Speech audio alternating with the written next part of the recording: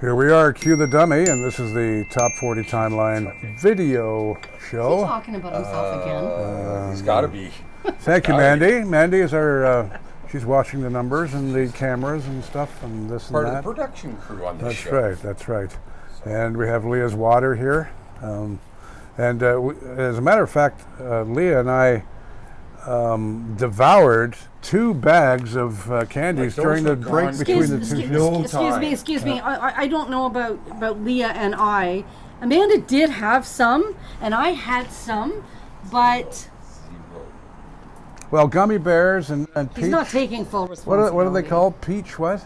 Sour peach. Sour peach. They're 2 so of my good. all-time favorites. And they just get all the saliva and all those your taste buds just. You know, I was looking at the calendar the other day and I just figured this out. I put it on my Facebook. Geez, I should have had some. I just figured it out. Yeah, they're gone. This is my 50th year in radio as of July 2023. Huh? I started out in July of 1973 making a cup of tea for a BBC Radio Nottingham presenter by the name of Dennis McCarthy, and I was 12 years old. Here I am in a radio station. Right on. I got the bug, and I stayed there for a couple of years, and then I came to Canada, and but 50 years, man. Off, wow. You know, many radio stations throughout the years. Many wonderful people met and work with, and talented people and celebrities I only turned like 50, you. I only turned 56 on Monday. Yeah. So. Well, how many years have you been in? You've been in. Well, see, that was the thing. The first 12 years I started, it was all voice work. I wasn't really I did voice work for radio, but I wasn't working like in radio.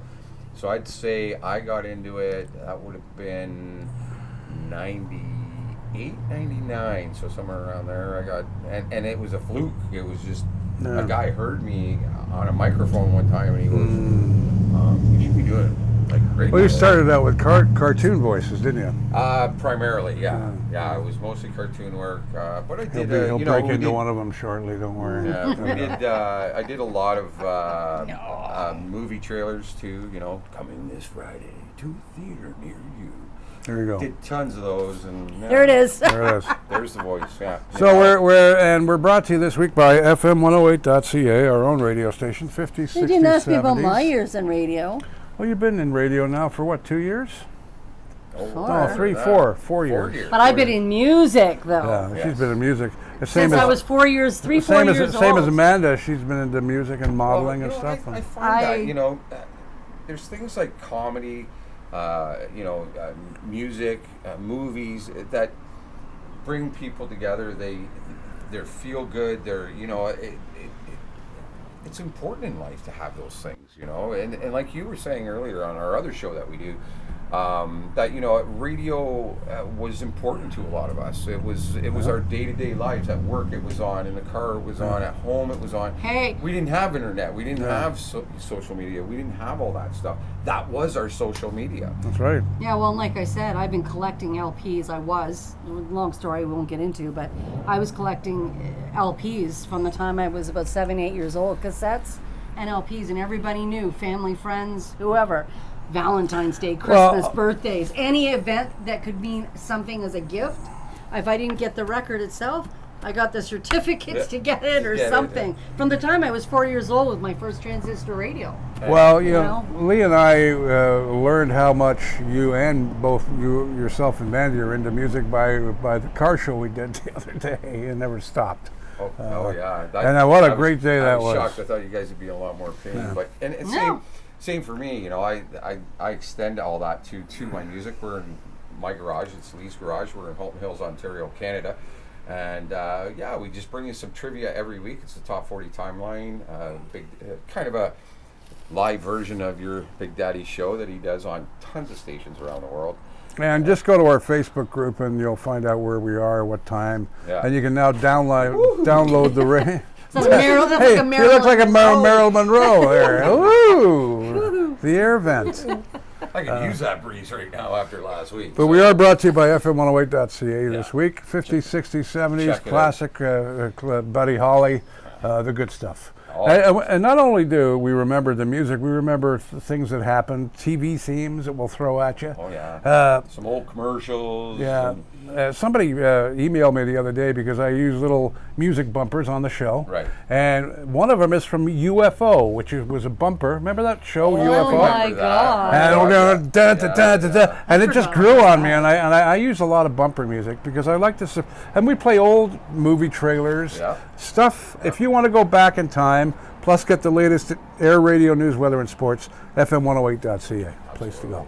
All right. We now bring you the best part of the show, and it's Leah's trivia, and it just goes to show how much passion she has about music. We love it too. We learn every week something new. Oh, I always try to find something that I think might get you. Well, he's got at least 50 years. I've got at least 30 years in radio. So you're talking about 80 years. 80 years in radio. And we're still learning. We're still learning new stuff. But see, while you're talking about the radio and you're doing it on air, I was the one behind the scenes that was always into this stuff and listening and reading, collecting, right? So we're bringing you Leah's trivia. It's an awesome trivia show. We hope you enjoy it, and there's some cool stories in here that even you might not know.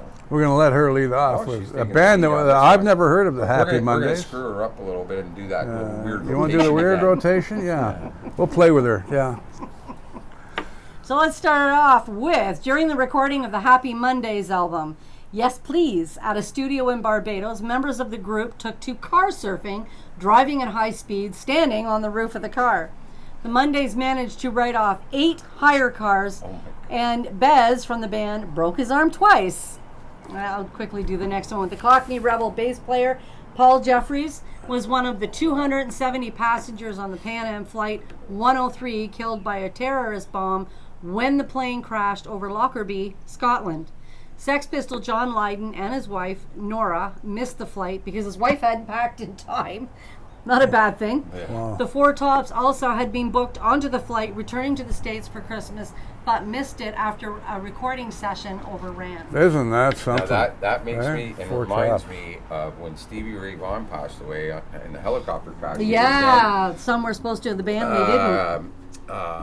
Oh my God, Eric Clapton was called away because his wife had gotten into a car accident, and he was supposed to be on that same helicopter. Eric Clapton. Wow. Yeah, and his wife had gotten into a fender bender, and it wasn't crazy serious or whatever, but they called him and said, "Oh no, you got to come in," and off he went. And it was like, from what I understand, it was 15 minutes later the helicopter crashed. Terrible. So yeah, just another story like that. That talk about. What do you call that? Is it kismet? Is it, is it... Not meant to be. Right? Like, it's so bizarre, so... Big Daddy's story goes all the way back to 1950. This week in history, the Victor Talking Machine Company trademarks the phrase, his master's voice, which refers to the dog in their logo, and which is the dog's name is Nipper, listening to a recording player because he thinks it's his owner, as a matter of fact. Didn't know that. I didn't know that, and now I've just learned that. The company later became the record label RCA Victor. Of course, legendary. Everybody knows that picture of the dog sitting in front. Yeah, of but I didn't. Anything about music? But I didn't know why the dog was barking at the until now. And that's why he was so intent looking at this and where the sound was coming out. 1950, the nation's favorite popular music countdown, Your Hit Parade, gets its own home on NBC TV. To match its longtime radio counterpart. Kind of what we're doing here. Yeah, Your Hit Parade. Right. 1965, the Kinks play Seattle Center Coliseum, and what turns out to be their last show on American soil until December 1969, as the powerful American Federation of Musician Union bans them. The group fell afoul towards their audiences. At Sacramento show on July 26th, they filled their set with an extended jam of You Really Got Me. Poor ticket sales and disputes with their management set the stage for their ill-fated American trek. Petulant behavior, it was. It was awful. It was awful. Well, they weren't the Beatles. The Beatles. You might as well do Gary LaVox. Gary LaVox is born Gary Wayne Vernon Jr. in Powell, Ohio. His 1970 Rascal Flatts lead singer stage name comes from a Vox amplifier that was labeled L for lead singer. The Vox. So Did you know that? Great amplifiers. No, I didn't know that, as a matter of fact. You get the Tina Turner story. 1985, this would be. Tina Turner stars opposite right. Mel Gibson in the post-apocalyptic action flick Mad Max Beyond Thunderdome. That was such a And great she did the movie. theme It was a good as well, movie. Oh right? yeah, it was amazing. Turner sings 2 hit songs for the movie, One of the Living and We Don't Need Another Hero. Turner is the stylish but deadly anti-entity, the ruthless ruler of Bartertown that gets Max mixed up with a fight to the death at Thunderdome. It's been more than a decade since the singer appeared on the big screen in The Who's rock opera Tommy, playing an LSD-pushing transvestite called the Acid Queen. Of course. Amazing role. It was. Amazing role. Her villainous turn in Mad Max's 3rd installment arrives on the heels of her comeback album, Private Dancer, which finally establishes her as a solo star apart from her ex-husband and former performing partner, Ike Turner. While Auntie isn't as fierce as Turner would like her to be, she built herself up from nothing, and she definitely wasn't wearing the chain dress and those high-heeled shoes, she laments. The fashionable tyrant brings her some good luck. The theme song, We Don't Need Another Hero, written by What's Love Got to Do with It, scribes Terry Britton and Graham Lyle, hits number 2 on the Hot 100, while One of the Living earns her a Grammy Award for the Best Female Rock Vocal Performance. And you know, she had to be the toughest lady in rock and roll. She was the queen of One rock of and them. roll. One of them. Love, strong, No, The queen of rock and roll, you're right. I'd say yeah. she was the queen. Where of I would rock and say, roll. like Aretha was the queen of soul, she would be Yeah. the queen of rock and roll. Absolutely. You're right. Yeah, I can't think of anybody that really matches her. And she just passed recently, the too, of energy course. she had, my God, the performance she would put on, how she wasn't like 100 pounds soaking wet. 'Cause- And the abuse she took from her ex-husband Ike was just ridiculous. Oh, that's a whole other show. Yeah, just an asshole. This week in 2016, Aerosmith lead guitarist Joe Perry suffers a cardiac arrest while performing with Alice Cooper and Johnny Depp, fellow members of the supergroup The Hollywood Vampires. This all happened in Coney Island in Brooklyn, New York. The 65-year-old was rushed to Coney Island Hospital, where he's listed in stable condition, and he did survive that, of Yeah, course. still yeah. alive Yeah. today, and but I've seen Take it video. easy, I've buddy. He literally went down. Oh, he went. I've seen video of it. It's yeah. You know, you got to realize these bands are getting older. The Aerosmith, 2016, they would have been. Well, he was 65 when this There you happened. go. So I mean, you got to remember Saw, when you get in your saw a 60s. meme of Keith Richards holding a baby, and it says, "Oh, Keith Richards holding Betty White." Yeah, I Oh, did. yeah, I Betty saw I've seen that one too. I'll do one more. A wee tidbit. In 1981, Wendy O. Williams of the Plasmatics was arrested on stage in Milwaukee and was charged with the offense of simulating sex with a sledgehammer, of course. And there's lots of And, stuff about that, but that's the Oh, gist of it. The shit she did on stage was incredible. Oh, and the cops threw her to the ground. yeah. I mean, they pinned her down right there in the moment, in front of the audience, the whole 9 yards. It was. If you were a Beat up a fan, little. if you were a fan of Shaka Khan, and you know who Shaka Khan is, great soul singer. What do you think her first albums were? Manny? This is quite surprising. What do you Led think her Zeppelin, first record would be for Shaka Khan? Led Zeppelin, and Led Zeppelin my 1, lady. of course. That's There pretty you wild. go. Okay. Would you have ever guessed No, that? not at all. And now we'll hand it over to Lee Lakin. Oh, we're talking about Moondog. 1951 on WJW in Cleveland. Alan Freed broadcast his first Moondog of House Rock and Roll Party, making the first radio show with the phrase rock and roll, and giving Freed a claim of the origin of this term specifically. Excuse me. More importantly, Freed plays R&B music, which introduces the sound to a new and mostly white audience. You might as well do 71, Yeah, too. 71. And I remember when this came out, as a matter of fact, my parents were quite stoked to go see it. The first stage performance yeah. of Jesus Christ Superstar takes place in Christ. Pittsburgh. That's right. Superstar. Who in the- Who in the blankety blanket do you think you are? 1979, the space station Skylab crashes to Earth after 6 years in space. Leading up to the event, ELO, or Electric Light Orchestra, take out ads in trade magazines dedicating their new signal, Don't Bring Me Down, to Don't bring me Skylab. down. I remember that. Might actually play God, that you're tonight, going as back a matter few of fact. years. Don't do bring one more. me down. Yep. 2001, facing a flurry of lawsuits, the file-sharing service Napster shuts down, but not before transforming the music industry away from physical products like CDs and toward digital downloads, which eventually leads to streaming. That's right. And Metallica shut them down, basically. They were the They ones did. They were the ones They that took them to died. court. They took Oh, got the yeah, lawsuits going. They went after them hard. Makes money. Hard. And they won. Not without trials and tribulations, but Is it me? Yes. that's not me lost this time. A wee tidbit here. Songs written about people, including Rosanna by Toto, was Rosanna Arquette. I had no idea about that one. Well, she was going out. Oh, Carol was Neil Sedaka, Carole King. He had a crush on Carole King Yeah. in real life. yeah, big So time. he wrote that song for her. So Carol's always got a little smug about that, but it's true. Brimful of Asha by Corner Shop is Indian singer Asha Bosley, and Sweet Child of Mine by Guns N' Roses, Aaron Everly.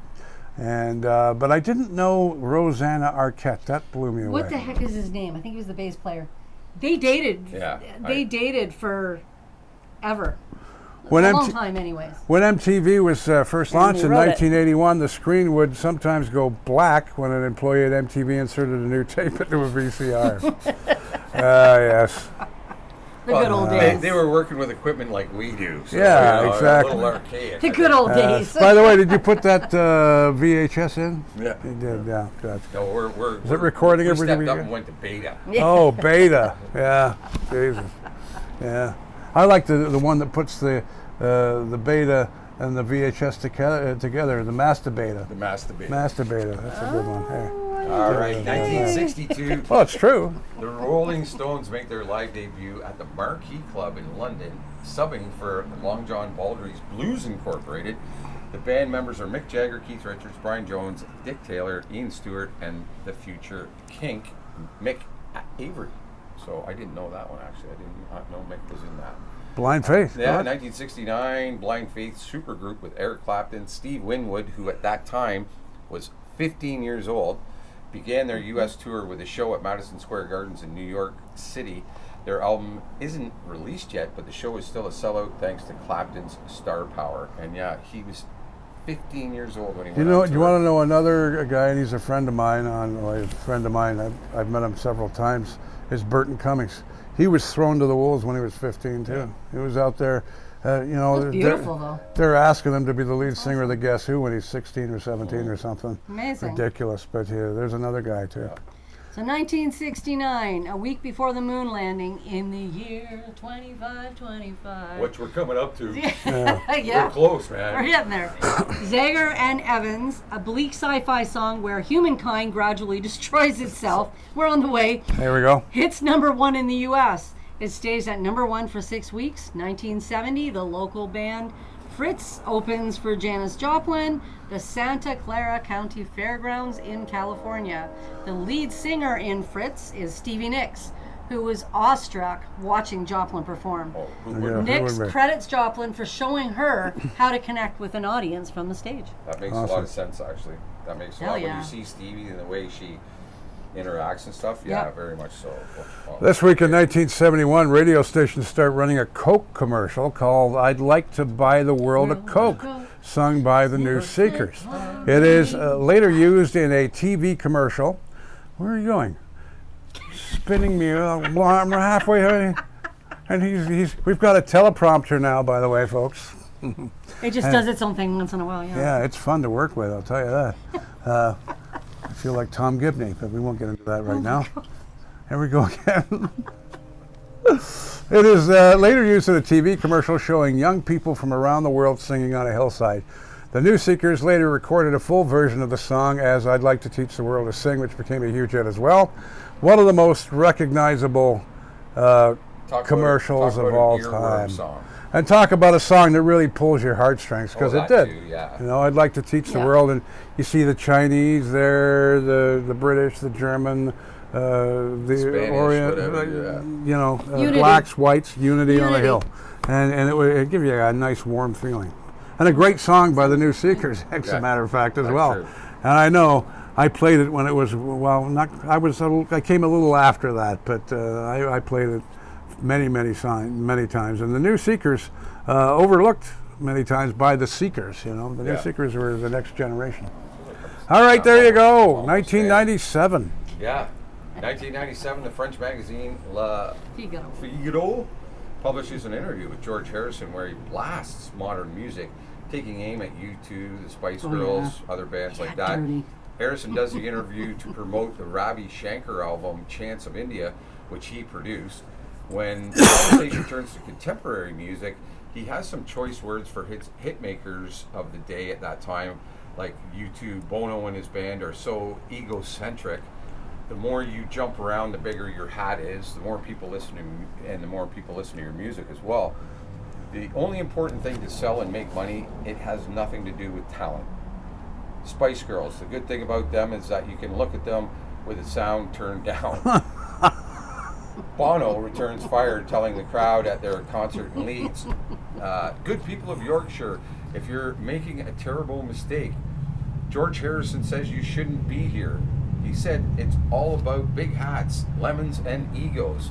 And he raises a middle finger. This one's for you, George. And Harrison, he remains nonplussed after saying, music of today is pollution and has no value at all. And that's a bold statement to make. Well, it's made by a Beatle, so what are you going to do? He was just being honest, I guess, right? And you have to agree. And there's some truth to it, so. You don't have to agree. It's just, it is what it is. I kind of disagree and say that George, you know, I agree, you're a great musician that you are. As much as I love your Indian chants, I think I'd sooner be listening to New Year's Day. Yeah. That's all I have to say on the subject. Sunday, Sunday. I think the newer music is different. It's not. Robbie was good too. Well, yeah. I mean, yeah. He's up my alley. In the right moment. In the right moment, but there's so much more to listen moment, to. but that's just me. All right, 1985. Wham! Is it me? It's you. That was you. I just did that. Oh, okay. It's you. So you're getting lost. See, this is what happens when we do it out of order. We're doing this on purpose just to bugger her around. This is what they like to do to me because it's always But guess what? Now it's their turn.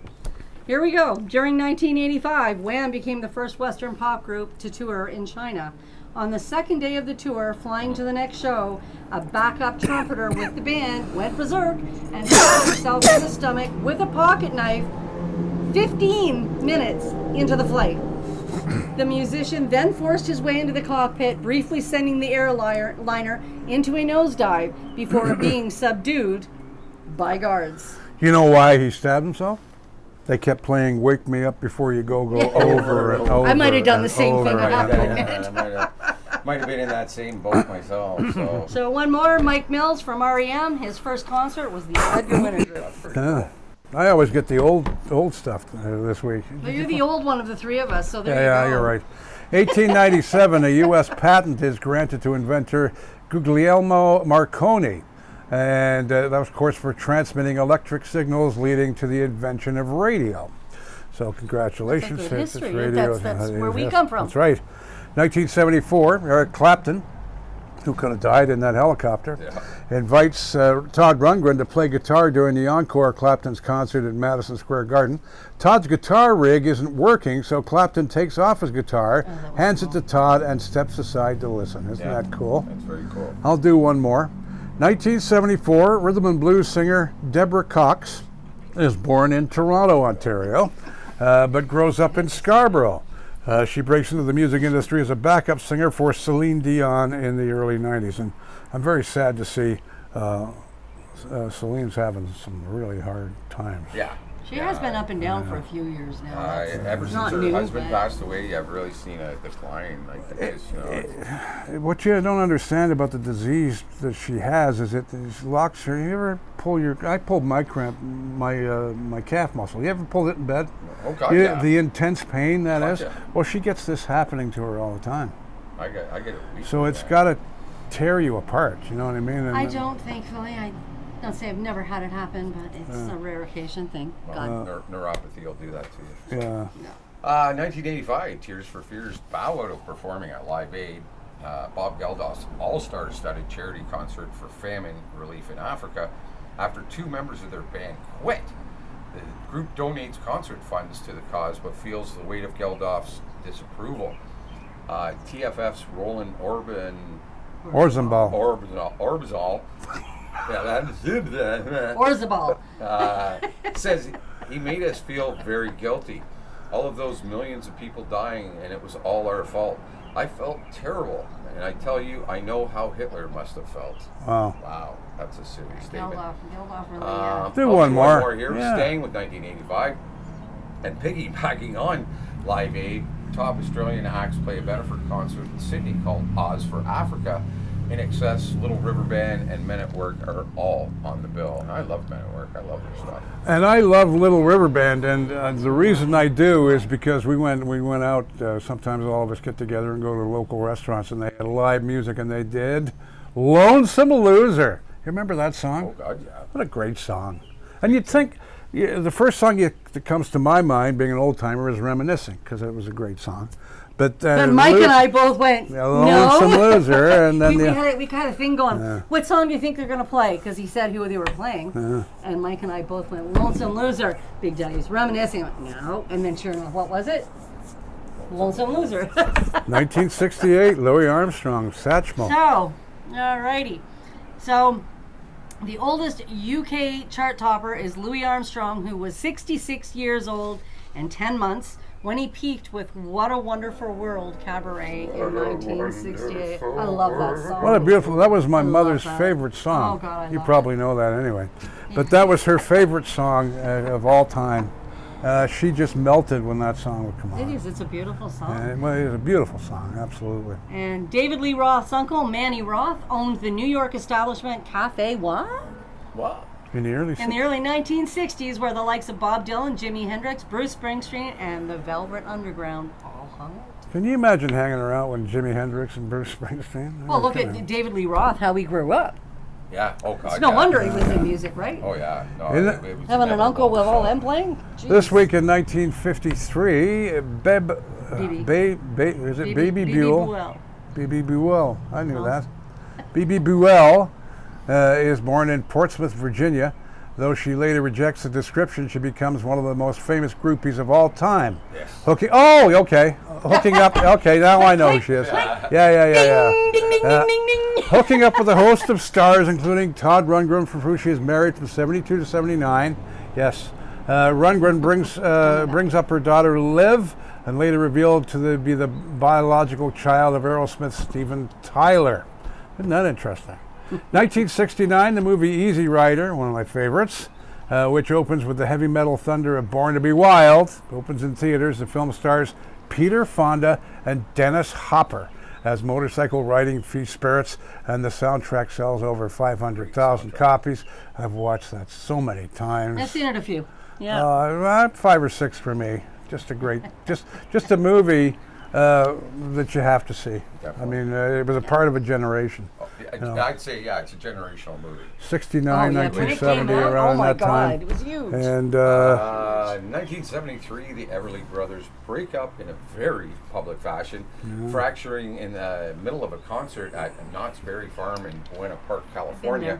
Yeah. The brothers, Phil and Don, are midway through their second of 3 scheduled sets at the amusement park when the booking agent at the venue stops the show, as Don is clearly incapacitated, playing erratically. He's forgetting the lyrics as well. And in frustration, Phil smashes his guitar and announces their split, telling the crowd, "I'm tired of being an Everly brother." The Everly Brothers died 10 years ago. He does his 3rd solo set. Each brother launches a solo career, and for 10 years they keep their distance, with Don in Nashville, Phil in Los Angeles, and in 1983 they patch things up, reuniting for a concert that's released as a live album called The Reunion Concert. Thank God they did make friends, because those two are immortal. They're part of rock and roll history, man. Pretty much. Well, and they're brothers too. You know, Yeah. but when it comes down to it, they're brothers. They're family. I didn't get right? I didn't get that chance with my brother, and I regret it. So Yeah. Tell your brother you love him, I because tell him all the might time. not be there I tomorrow. tell him all the time. 1984, at the Jackson's Victory Tour stop at Texas Stadium, Eddie Van Halen joins Michael Jackson on stage to play his guitar solo from Beat It. Eddie recorded his Beat It guitar solo in about 20 minutes, giving the song a rock edge that earned Jackson a much wider audience. When Jackson's victory tour stops in Dallas, Eddie joins him on stage. It's a little shaky with Eddie's guitar, apparently not plugged in at the beginning, but the crowd still goes crazy. I guess so. Miss you, Eddie. 1989, New York family court judge Judy Scheindlin, soon to become TV judge Judge Judy, orders Tom Jones to pay child support to model Catherine Berkeley after making the singer take a paternity test. Their child, Jonathan Jones Berkeley, becomes a singer. And that was before that's before she was well known. I had no idea. Just as a judge. Yeah. Tom Jones is such a cool guy, isn't he? Did you ever see him on that? Unusual to be loved by anyone. Hey, he's an amazing guy. Like Tom Jones was the British Elvis, in my opinion. They say it's Cliff Richard, but I think it's they say it's Cliff Richard who's the British Elvis, but I think Tom Jones was the British Elvis. I think so too. As far as on stage. Well, Tom did that. Gyrating. He made that bigger jump from the UK to the US than Cliff did. Yeah. Cliff I mean, my sister will kill me for saying that. Cliff didn't make it as well in the US as Tom did. So. Tom really broke, and you're right there. That's a good point, Lee. That's a good point. He didn't make it. He had Devil Woman, and I love Cliff Richard, but I'm just saying, don't get me wrong. He's he not just the Elvis didn't of have England. the impact here that Tom did when he came. And I don't think his stage presence is anywhere near Tom Jones. No. I love them both. But no, I love them both. I'm not saying that. And Cliff Richard, I know that. Cliff Richard had charted so many songs in England. I can see why they would think that he was the British Elvis. But I love them both. I'm not taking anything away from that. All I'm saying is that because of the genre of music that I typically listen to, growing up listening to that, for me, I just liked it all. I didn't really, with that era, I didn't really differentiate favorite and not favorite. My favorite Cliff Richard song is Dreaming. Dreaming, which he came out with in the 80s, was a very pop song. And Devil Woman's okay, but of the early stuff, Summer Holiday, just a happy song. Not for me, anyway. Just not for me. But if you were 14 years old in 1965 in England, you'd be throwing your knickers up on the stage there, my love. I was just being born at that time, so. But he was huge. Cliff Richard was huge, and we're not saying that. All right, we're brought to you this week by FM 108.ca, Canada's oldie station. Big Daddy does the morning show. We have Bert Toms, and of course Glenn Darling, who is the original Godfather from 2 to 6. We have the 60s Hour with Ryan Duran from 6 to 7, and then Steve West weeknights. We have all kinds of wonderful shows on the weekend, including this one, Top 40 Timeline, which can be heard 6 p.m. Eastern every Saturday night on FM 108. And it's also heard on Radio GTA at midnight on Saturday nights. And Halton Hills Online, it can be heard at 4 o'clock Saturday afternoons. Or you can download the show now, the radio show you can download. And we do every week now on our Facebook group is we link up both the show for download with radio and the link to this show here, which is the Top 40 Timeline video show from the Air Radio Network. I'm out of breath. You guys take over.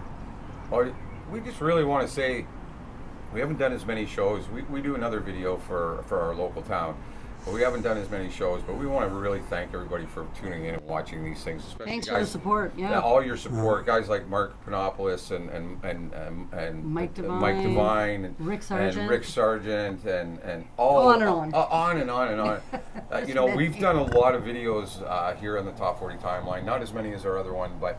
Again, we just want to thank them for tuning in every week and checking us out and keeping us going. And we hope you enjoy all of the great trivia that we've been putting out there. So, and a big thanks to, of course.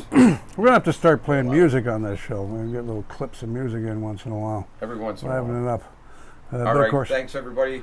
Have a great week, and we're going to be jamming in Lee's Garage tonight. So. Oh, yeah. Jamming in Lee's Garage. I forgot about that. Uniting Community Worldwide. Uniting Community Worldwide.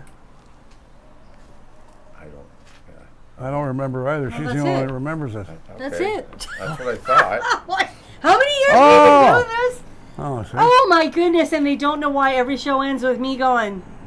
She doesn't know how much we suck her in on stuff, does she? Has no idea. That's when I want to go. Him and I plan it together.